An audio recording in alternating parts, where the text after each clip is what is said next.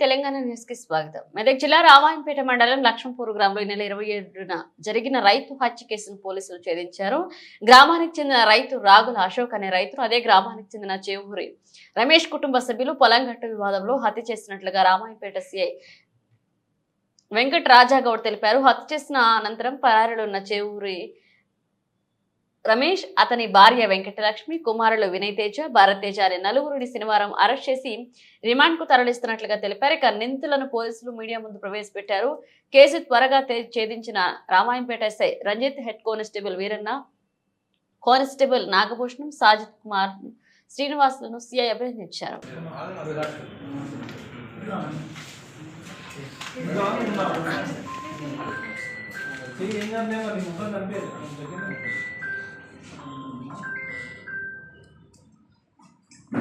Sir ఒక్కసారి ఇక్కడ చూడండి.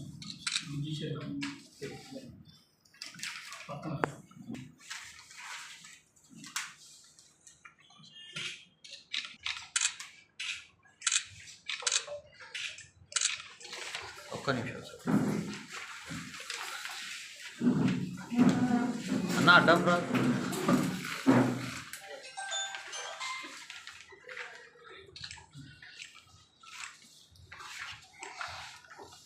Right sir.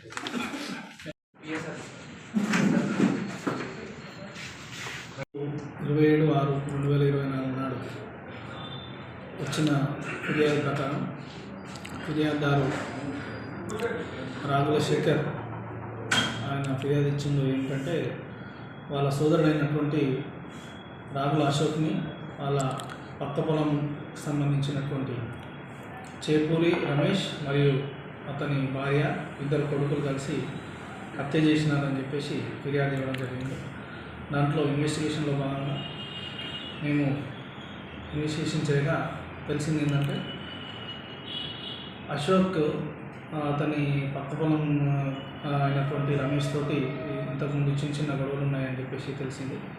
దాన్ని దృష్టిలో పెట్టుకొని, పాత కక్షల్ని దృష్టిలో పెట్టుకొని రమేష్, అతని కుటుంబ సభ్యులు అతని పథకం ప్రకారం 27వ తారీఖు నాడు ఉదయం గొడ్డలి, కట్టెలు, బండరాలతోటి కొట్టి హత్య చేసినారని తేలింది. దానిలో భాగంగా వారిని ఈరోజు అరెస్ట్ చేసి జ్యుడిషియల్ రిమాండ్కు పంపించడం జరుగుతుంది.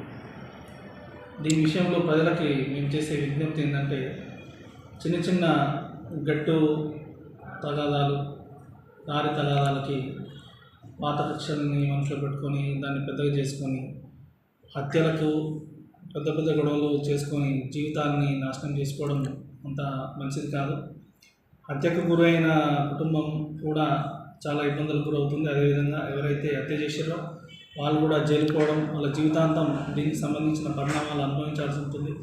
కాబట్టి ఇటువంటి చిన్న విషయాలు ఏమైనా ఇష్యూస్ ఉంటే మా దృష్టికి తీసుకొస్తే మేము పరిష్కరించడానికి ప్రయత్నం చేస్తాం. ఏదైనా చట్టపరంగా దాన్ని పరిష్కరించుకునే ప్రయత్నం చేయాలని మేము విజ్ఞప్తి చేస్తాం. ఖచ్చితంగా నేరస్తులకి శిక్ష పడుతుంది.